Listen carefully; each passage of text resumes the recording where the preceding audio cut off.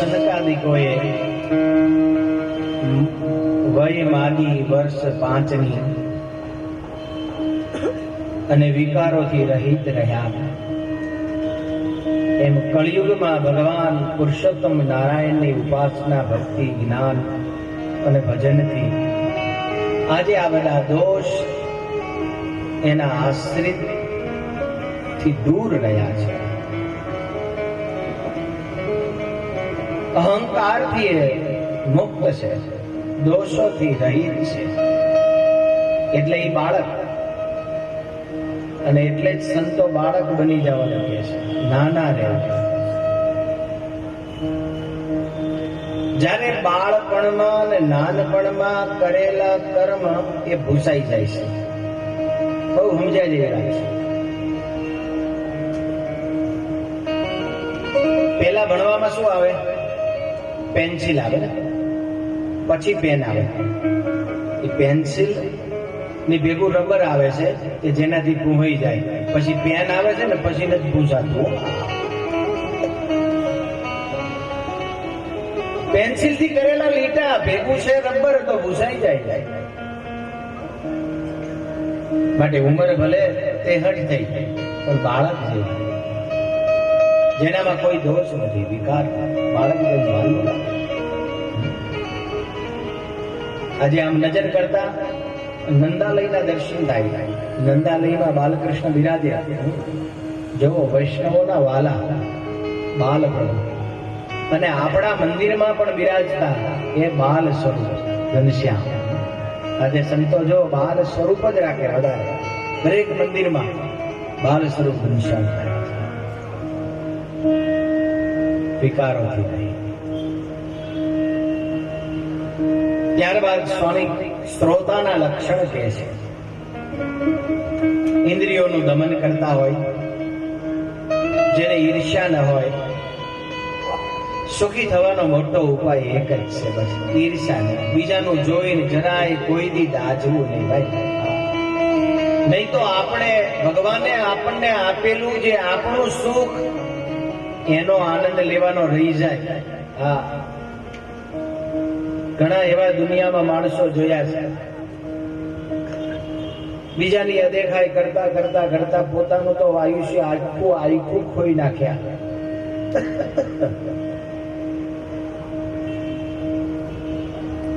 વિદેશમાં માણસો સુખી એટલે છે કે બાજુમાં કોણ રહે છે ઓળખતા જ નથી. અને આપણે તો ગામમાં કોણ આવ્યું છે, કોનું હક પણ થવાનું છે, કોનું તૂટ્યું છે, કોનું તૈયારીમાં છે, બધું ખબર હોય. આને ખબર ને ક્યાંથી સમાચાર એને આવી જાય. ન જરૂરી હોય એવું ફાલતી ઓળખાણ ને ફાલતી વાતો ને ફાલતું કર્યા. ઈર્ષ્યા થી રહિત થવું. મચ્છરનો ત્યાગ કરવો. બહારના મચ્છર તો મચ્છરદાની બાંધતા વયા જાય ભાઈ. પણ જે અંદર જે મચ્છર છે ને, મહારાજે કારિયાણીના વચનાવતમાં કહ્યું, એ બહુ ડંખ દે છે. મહારાજ કે આ કોઈ લે ને કોઈ દે, વચ્ચે બળી મરે એને મચ્છર વાળો જાણવો. આ દીવ બંદરના પ્રેમી ભક્ત અમારા માટે જો આવા સુંદર આ લાવ્યા શણગાર, તો ઘણાને ઈર્ષા થતી છે, ઘણાને મચ્છર થતો હોય છે. પણ એવો વિચાર નથી આવતો કે ધન્ય છે આ દીવ બંદરના પ્રેમી ભક્તને કે મહારાજ માટે આવા વસ્ત્રો લાવ્યા. અને ધન્ય છે મહારાજને કે મહારાજે પાછા અંગીકાર કર્યા અને આ બ્રાહ્મણને આપી દીધા. પાછા આપી દેવું કઠણ છે ને. એટલે તો ઘણા તો લેના બેંક જ છે, લાવો, દાન કરવાની વાત જ નહીં. હવે તો જેમ તમે જેમ 10મો ને 20મો ભાગ કાઢો છો ને, એમ ઘણા મોટી મોટી સંસ્થાઓ જોડે માગે છે. આપણે તો કોઈ સંસ્થા નહીં એટલે ઉપાધિ જ નહીં. જયરામભાઈ, આ જેને વાળ બહુ ઉગતા હોય એને ઉપાધિ મહિને મહિને વાણંદ બોલાવવો પડે. પણ ઠાકોરજી એ જેને કરી નાખ્યો હોય, હજાયો ફેરવો હોય, હાલ મળી જાય એને ઉપાધિ જ નહીં. હવે તો બહુ બુદ્ધિશાળી ને સમાજમાં જે જાગૃત પુરુષો માણસો છે એ સંસ્થાઓ જોડે માંગે ભાઈ હવે તમારે સંસ્થા બહુ સ્ટ્રોંગ થઈ ગઈ તો તમે હવે 10મો ભાગ કાઢો ને કોઈ સારા રસ્તે વાપરો. નકરો લે જ કરવાનો તો કોકની દેવાનું પણ સમજવું પડે.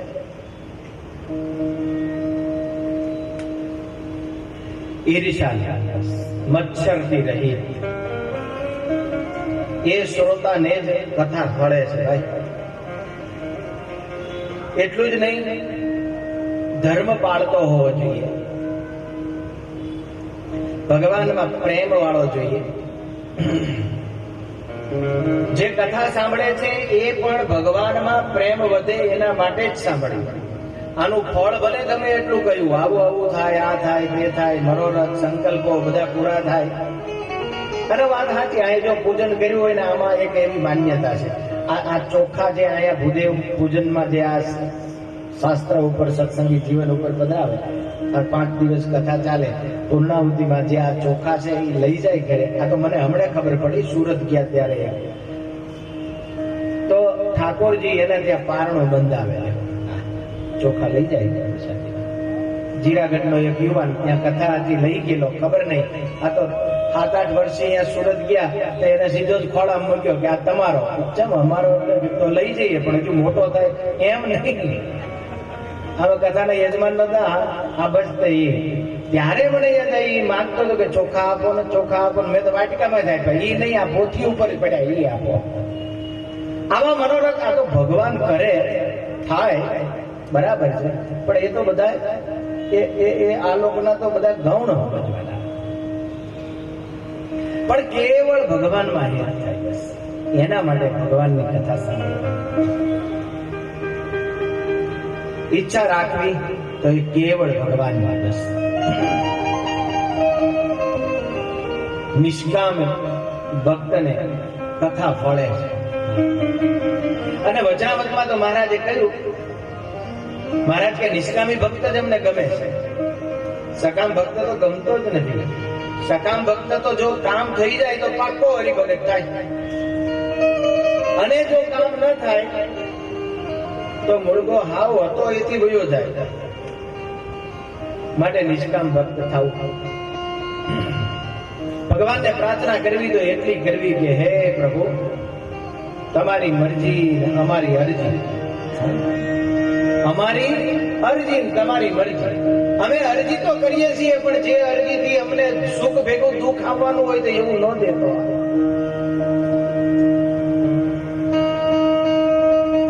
ભલે હું અરજી કરું પણ જેમાં મારું શ્રેય અને કલ્યાણ હોય એ જ મને દીજે.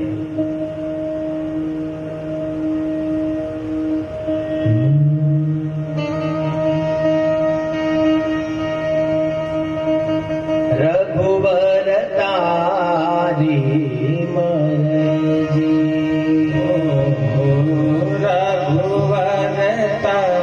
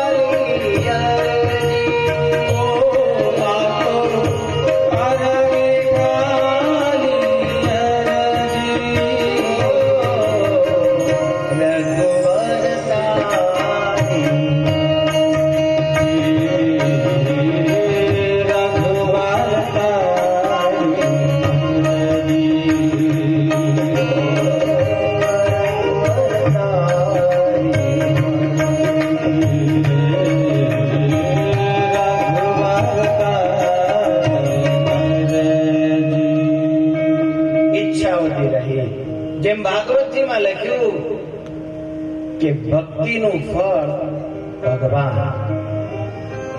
ભક્તિ કરીએ તો આ મળી જાય, આ મળી જાય, આ મળી જાય. અને ખરેખર ગમે એટલું અમે કહીએ કે તમે પણ સાંભળો, મળી થોડીક તો ઈચ્છા રહ્યા જ કરે છે, રહ્યા જ કરે. પણ સમજી રાખજો, ભગવાન આવ્યા એટલે બધું આવશે બાપ, બધું આવશે. એકવાર ભગવાનને જ માગી લો ને, ભગવાન જ માગી લો, ભગવાનને જ ભેગા લઈ લો. છોકરાઓ બધા સ્કૂલમાંથી ફરવા જતા હતા. ઉનાળાનો સમય. શિક્ષકે પૂછ્યું શું લીધું જોડે? 15 દિવસ કાઢવાના છે. તો કે મેં હળવા કપડા લીધા, નાઇટ ડ્રેસ લીધો, નાસ્તો લીધો, પાણીની વોટર બેગ લઈ લીધી.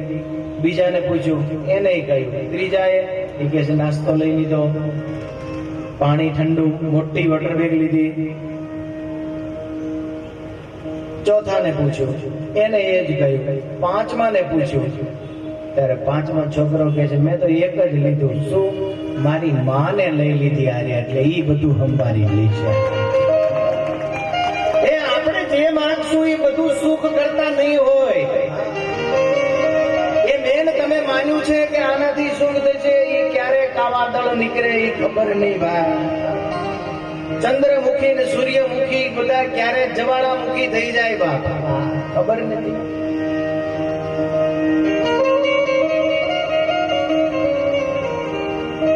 માટે ઠાકોરજીને જ માગી લો બસ, એ આવશે તો બધું આવશે. એટલે પ્રેમાનંદ સ્વામીએ ગાયું ભાઈ, તમારી મૂર્તિ વિના મારા નાથ રે, બીજું માને આપશો. તમારી મૂર્તિ વિના મારા નાથ રે, બીજું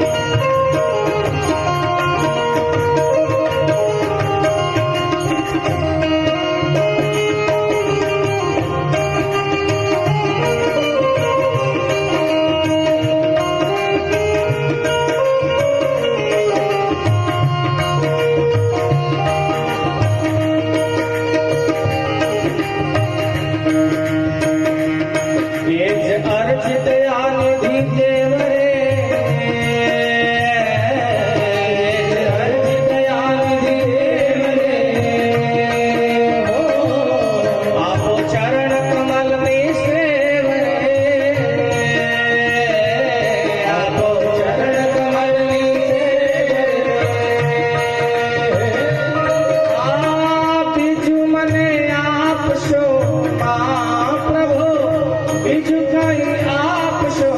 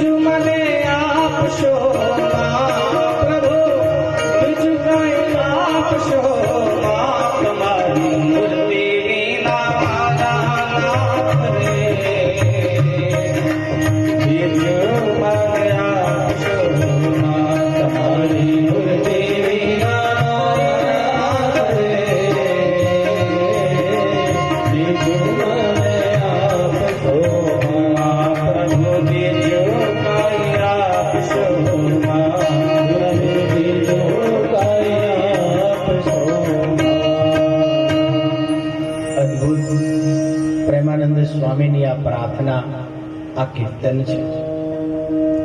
સાંભળતા હૃદયમાં ઝણઝણા જાય અને પ્રગટ મહારાજ અને સ્વામી સામે આવી જાય એવો ભાવ છે. એમાં પણ ભગવાને આજે જો સત્સંગમાં આ ઘણા બધા યુવાનો જેને ગળા પણ એટલા અદભુત આપ્યા છે. હસમુખભાઈનો ઉપાસના પણ શુદ્ધ છે, ગળું પણ શુદ્ધ છે, એટલે કીર્તનમાં આટલો આનંદ કેવળ ભગવાનને રાજી કરવા સત્સંગમાં જવું અને મહારાજને રાજી કરવા, સંતોને રાજી કરવા, ભગવાનના આવા કીર્તનો. પ્રેમાનંદ સ્વામીએ પણ એ જ કીધું, ભાગવતજીમાં પણ એ જ કીધું, ભક્તિનું ફળ ભગવાન, બીજું કાંઈ નહીં. એમ કથાનું ફળ પણ ભગવાન. કેવળ ભગવાન મળે, ભગવાન મારી ઉપર પ્રસન્ન થાય એવા શુભ આશયથી ભગવત કથા સાંભળવી. 5 દિવસ સુધી તપમય જીવ્યું. તપમય જીવવું એમાં બધું આવી જાય. આમ તો ભાગવતજીમાં તો એવું લખ્યું છે કે 7 દિવસ સુધી કથા હોય તો 7 દિવસ સુધી ઉપવાસ કરવા. અને મારું જો આ એક નિયમ પાડ્યો હોય કે 5 દિવસ સુધી ઉપવાસ, તો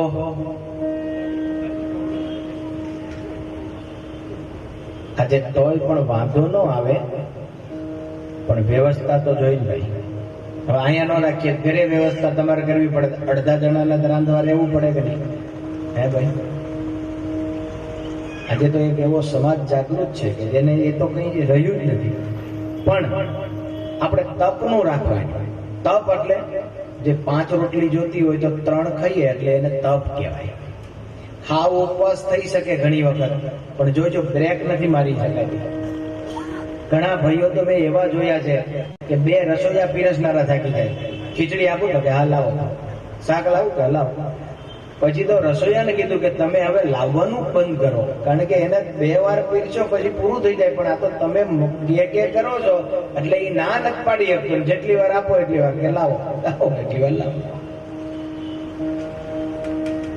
2 ગ્લાસ છાશની કે આપણે પીતા હોય તો 1 ગ્લાસ પીવો તો એ તપ છે. 7 કલાક ઊંઘતા હોય તો 6 કલાક ઊંઘીએ તો એ તપ છે. જે કઈ ભોગવીએ છીએ એમાં બધો કાપ મૂકવાનો. માટે એક ટાઈમ જમી ફલાહાર કરી જે કઈ જમતા હોય એમાં પણ આ તો ઉનાળો છે ભાઈ. પણ સ્વામી આયોજન સારું કર્યું છે. સાંજનો સૂર્ય ઢળે ત્યારે કથા શરૂ કરવાની, સૂર્ય આથમે એટલે પૂરી કરવાની, અને તે પછી પ્રસાદ એટલે પછી ખાઈને ભૂઈ જ જવાનું, માથા ખૂટે જ નહીં. નહીં તો મારું પેટ કરાવે ભેટ. બ્રહ્માનંદ સ્વામી કે મહારાજ આ પેટ એવું તમે આપ્યું છે ને તાંસડી જેવડું કે એ મારું આખી જિંદગી લોકોને ફિલ્ડિંગ ભરાવે. જોજો દોટમ દોઢ કરે, દોટમ દોઢ કરે. રોટલા વગર કે ચાલે. પણ તપ ફલાહાર કરવું, એક ટાઈમ જમવું, ઓછું જમવું, અડધું જમવું, જે જરૂરિયાત હોય એથી ઓછું કરવું, એને જ સારું રહે. શરીર સારું રહે, તબિયત સારી. ઘણી વાર જો બીમારી જેવું લાગે ને, તમે જો એક ઉપવાસ કરી નાખો ને, તાવ વયો જાય, કળતર વહી જાય, બધું વયું જાય. પણ એક ટાઈમ ખાવાનું જાય તો ને ચાલુ જ રાખે, ચાલુ જ રાખે. ઘણા બીમાર પડે તો વધારે ખાય, પછી તકલીફ થાય. પહેલા તો ઋષિ મુનિઓના આશ્રમમાં જયારે મુમુક્ષુઓ જતા ત્યારે ઋષિયન જમતા. ઋષિયન એટલે ઈ મોરૈયો. ઈ મોરૈયાને ખાલી બાફવાનો, કોઈ મોરૈયામાં કઈ પાછું નાખવાનું નહીં. નહીં તો આજે આપણો મોરૈયો તો હાંડવાને શરમાવે એવો હોય. અંદર કેટલા બધા શેણ નાખ્યા હોય. આ તે અમે એક જગ્યાએ ગયા હતા વિદેશ, ત્યાં કોઈ એકાદશી નહોતું કરતું. એટલે આ કીધું એકાદ તકે મોરૈયો વાયડ્યો પડે. પણ આમ તો વાયડા તો તમે ઘણા તો લાગો. મનમાં આમ નો કહેવાય કે આપણે રોકાવું હોય 1.5 મહિનો. એટલે પણ હવે મોરાએ હું વાયડો પડે. પછી એક દી અમે બનાવ્યો સીપી સ્વામી બે થઈ, બધા મસાલા નાખ્યા, તમને સંભાળી નો તમારે ત્યાં ગાજર ને બટેકા બધું સીણી કોબીસ મજાની મોટી મોટી જાડા પત્તાની આમ ઘણા એવા અજાણ્યા ખાય તો આમ એનો લાગે કે છે કાજુ ને દ્રાક્ષ તો એનો તૂટો જ ન હોય ત્યાં બધો. અને સરસ મજાની ધીમા તાપે શેકી બધાય મસાલા બધાય નાખી અને પછી આમ જાળવી કરીને પાણી ગરમ નાખતા જાય ને જેમ જેમ પાણી આમ ખેંચાતું જાય એમ નાખતા જઈએ. અને મગફળી પણ થોડીક દળેલી થોડી અધકચડી નાખી હતી એ પહેલા નાખી દો બકારમાં, નહીં પણ તમે કોઈ કાચી આવી એમ નહીં. પછી શ્રીરંગ સ્વામી ભેગા રહ્યા હોય અને રસોઈ આવડી જ જાય. અને જો રસોઈ નો આવડે તો માણા ન હોય એટલું સમજી રાખવું તમારે, એને આવડી જ જાય રસોઈ. અને ભાઈ તમે જુઓ ખીચડી એવી તો થઈ અને પછી પાડ્યા એના ચકતા હો. અને જેટલા એકાદશી નું જાગરણ કરવા કેતા સાંજે કહ્યું તો આવજો સત્સંગ, એટલે 15 થી 17 જણા આવ્યા હતા. એ બધાને પડિયામાં 3 ચકતા આયા, ભાગ ઓછા આયા હતા એટલે અમે એક ચકતાની ગણતરી રાખી પણ આવેલા ઓછા. અને 3 ચકતા લઈ ગયા બધા, કઈ કહ્યું નહીં. પછી ઘણા કીધું સમય ખમણ સરસ હતા, દાણાદાર ખમણ, એટલે વાટીને કરે ને દાળ. ઘણા કહ્યું કે હાંડવો સરસ હતો, જરાય દાજો નતો, એકદમ પીળો હતો. એક બે કીધું કે આ તમે ખીચડી નવીન કર્યો, આ ખીચડી અમને નડી નહીં. ત્યાં કીધું આમ ખીચડી થાય. ઘરવાળાએ ખાધી હતી કે નહીં? કે હા, તો કહેજો હવે આમ બનાવે. બધા એકાદશી કરતા થયા, લ્યો અમારે સાર્થક થઈ ગયું યાત્રા. બધું બને ભાઈ, કેમ ન બને? તપની ભાવના ભાઈ સામો જો હું વાત કરતો, એ આવી રીતે નહીં બનાવતા, ખાલી બાફી નાખે. બહુ એવું હોય તો છાશમાં, પણ બીજું કઈ નાખવાનું નહીં. એ એક ટાઈમ જમી અને પછી સત્સંગ કરતા. હવે આને પછી ઊંઘ આવે ખરી? કોઈ દી આવે જ નહીં. અને ઓલી તો 2 ટાઈમ કથા હોય, બપોરે બરાબર ન્યાય આપ્યો હોય. કારણ કે બહુ જો ન્યાય ન આપીએ તો યજમાનને ખોટું લાગે એમ, એટલે ઘણા એમ પાછા ખાતા હોય. એન્ડ ખોટું લાગે, સ્વામીને ખોટું લાગે. તો પછી કથા બેસવાનું ભાઈ 3 વાગે, એટલે શું થાય? ઉલાર ને ધરાર થાય ને. ઘડીક આગળ જાય, પેલા ધરાર થાય, અંદર વજન થાય, અને પછી ઉલાર થાય, આમથી આમ જોલા ખાય. અને એક ખબર નહીં, જાદુ છે કઈ કથામાં, ગમે ત્યાં જાય. ઊંઘ આવે, ઘરે પણ તમે કેસેટ મૂકો કઈક તો તરત નીંદર આવી જાય. બોલો, ઘણા ને એવી ટેવ. તમારી જાવ તો મને જ એવી ટેવ છે, કથા કોક વાંચે તો જ ઊંઘ આવે. એટલે એક કથા વાંચવા વાળો આરે જોઈએ, બીજું ભલે નો સેવા કરે ચાલે, પણ કથા કઈ પુસ્તક તો વાંચવું જોઈએ. તરત 10 મિનિટમાં તો તમારે સમાધિ લાગી જાય. એટલે આ વ્યસન બહુ સારું છે એમ જાણીને રાખ્યું છે, એટલે તમામ શાસ્ત્ર વંચાઈ જાય. બાકી વ્યસન આપણે રાખવું.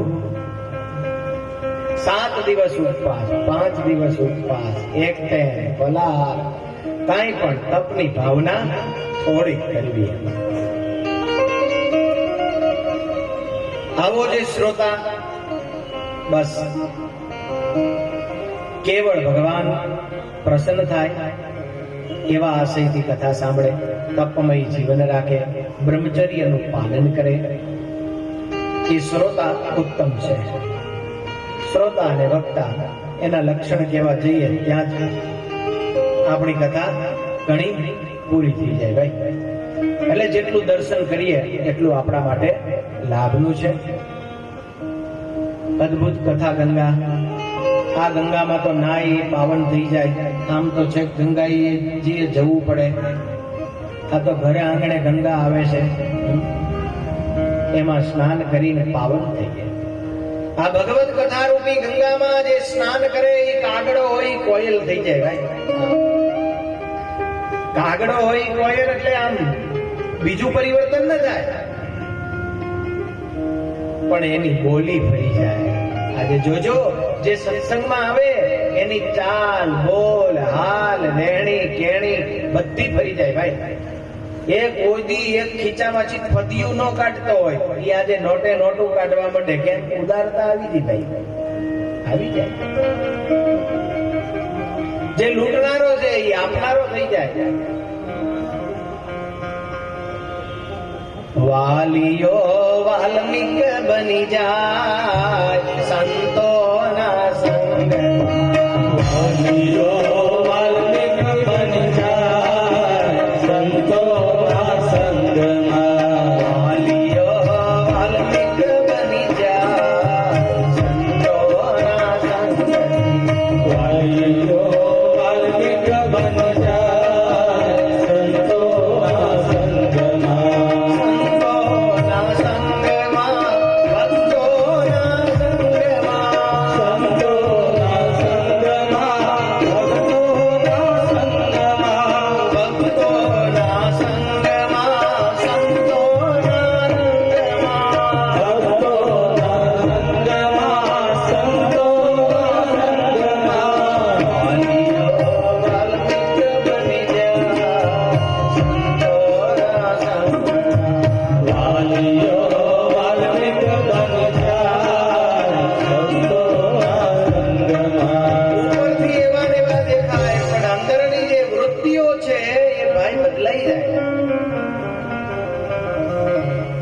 કાગડો કોયલ બને એટલે મીઠું બોલતો થઈ જાય ભાઈ. કોયલ જેવું મીઠું બોલે, બીજાનું અપમાન કરતો હોય તો સન્માન કરતો થઈ જાય, અને પછી બધાને ગમવા માંડે. જોજો, નહીં તો કાગડો અને કોયલ બે એક જ રંગના છે, બે એક રંગના. પણ એક જો બોલે ને તો તરત આપણે પથ્થર ઉપાડીએ, ભાઈ ક્યાં બોલ્યો સુકન્યા. નહીં તો એ આપણને ચાંચ મારીને નથી બોલતો, હે આમ ટકામ ચાંચ મારીને તાલ લઈને બોલે છે, એમને બોલે છે.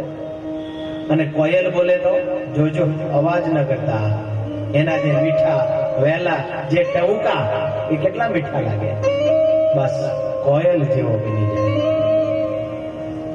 એકાગા કિસી કા ક્યા લેત હૈ, કોયલ કિસી કા ક્યા દે.